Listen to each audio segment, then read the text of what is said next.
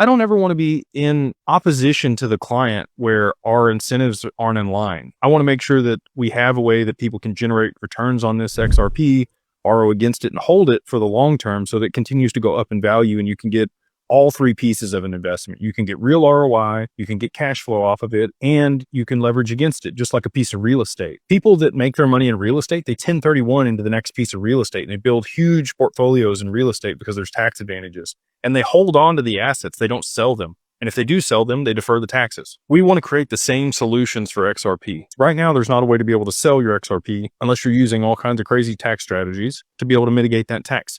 I am hopeful, just like everybody else, that we get zero capital gains here in the US on XRP and these other digital assets, which I think is probably likely. I mean, how else are they going to be able to settle all these transactions with micro movements in the price and not have to rack up and keep track of all those changes and what the basis was and like all these things? The banks wouldn't do it. So I am highly confident that we do see a situation in the US where there are no taxes on certain cryptos that are infrastructure like XRP and XLM, HBAR, maybe XDC now that they're here domestically. But that will incentivize people to sell and they're going to miss the upside. So what's the cost to benefit on that? Yeah, you don't pay any taxes, but now you missed out on another 10x or another 100x or another 1000x on the investment. Like imagine selling Bitcoin at $100, not paying any tax. Awesome. But then you missed out on it going another 1000x to $100,000. We want to be working with people that want to hold over the long term. That is our client base at Digital Wealth Partners and Digital Ascension Group. We want to help people create legacies for their family that are multi-generational,